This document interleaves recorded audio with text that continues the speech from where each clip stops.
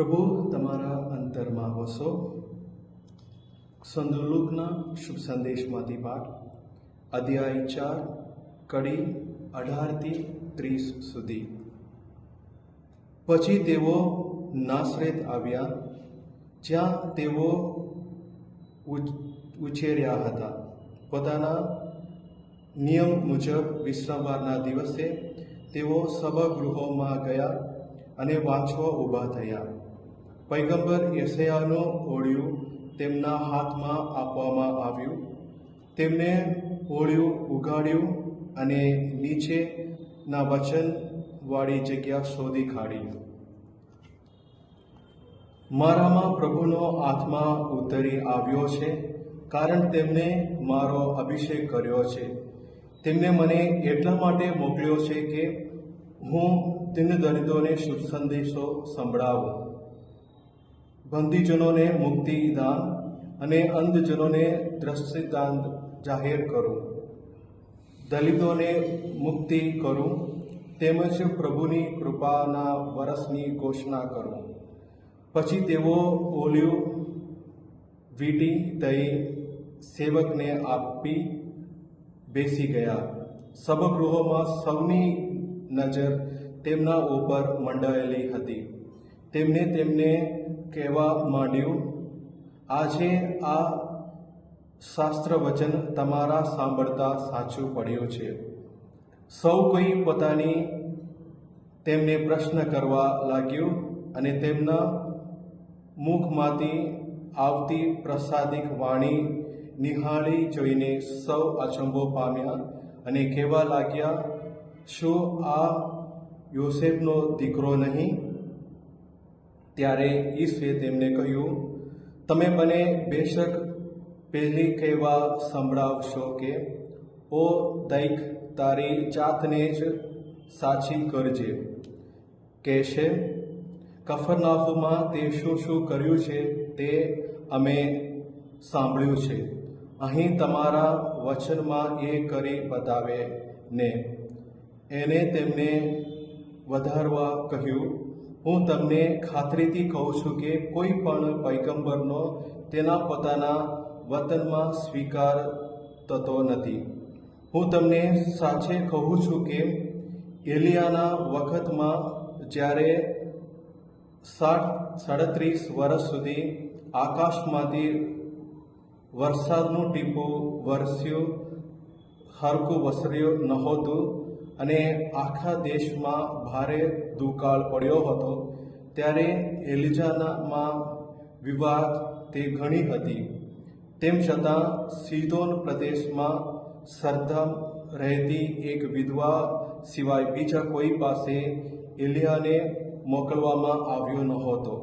વળી પૈગંબર એલિશાના વખતમાં ઇઝરાયલમાં હોડીઓ તો પુષ્કળ હતા, છતાં સિરિયનના નામાન સિવાય બીજા કોઈને સાજા કરવામાં આવ્યો નહોતો. આ સાંભળીને સભાગૃહોમાં ભેગા થયેલા બધા લોકો ક્રોધમાંથી સળગાઈ ઉઠ્યા. એકદમ ઊભા થઈને તેઓ તેમને ગામ બહાર હાંકી કાઢી. જે પર્વત ઉપર ગામ વસેલું હતું તેની એક કારક આગળ લઈ ગયા. તેમનો ઈરાદો તેમને ગભરાવી પાડવાનો હતો, પણ ઈસુ તેમની વચ્ચે થઈને ચાલ્યા ગયા. આ પ્રભુની વાણી છે, તે જ આપણો આધાર છે. વાલા યુવાન મિત્રો, આજના શુભ સંદેશમાં કહેવામાં આવે છે કે પ્રભુને કે પોતાના વતનમાં સ્વીકારવા માટે તેઓ તૈયાર નથી. જે પ્રભુ ઈસુ ચમત્કારો બતાવ્યા હતા, જે પ્રભુ ઈસુ શક્તિશાળી છે, અને એ જ પ્રભુ ઈસુને તેઓ સ્વીકારવા તૈયાર નથી. એનું કારણ શું છે કે એમના ભૂતકાળને પ્રભુની સાથે જોડાઈને અને એને કે એનું નામને કે દબાવવા માટે તેઓ પ્રયત્ન કરે છે. આપણે શુભ સંદેશમાંથી જાણીએ છીએ કે પ્રભુ ઈસુ 5 રોટી અને મેં 2 મછલીથી કે 5000 લોકોને ખવડાવ્યા હતા, અને ત્યારે તેઓ પ્રભુને સ્વીકાર્યા હતા. અને જ્યારે કે 10 હોડીઓને સાજા કર્યા, અને ત્યારે કે પ્રભુને તેઓ સ્વીકાર્યા હતા. જ્યારે કાના ગામના લગ્ન પ્રસંગમાં ત્યાં દ્રાક્ષરસ નહોતું, અને ત્યારે પ્રભુ ઈસુ પાણીમાંથી દ્રાક્ષરસ બનાવ્યા અને ચમત્કાર કરી બતાવ્યા, અને ત્યારે તેઓ પ્રભુ ઈસુને સ્વીકાર્યા હતા. પણ આજના શુભ સંદેશમાં કે પ્રભુને તેઓ સ્વીકારવા તૈયાર નથી. એનું કારણ છે પ્રભુના ભૂતકાળને પોતાના મનમાં રાખીને અને પ્રભુને જોવા માટે, સાક્ષાત પ્રભુ ઈસુને ઓળખી કાઢવા માટે, સાક્ષાત પ્રભુ ઈસુના એકના એક પુત્રને ઓળખી કાઢવા માટે અને તેઓ તૈયાર નથી.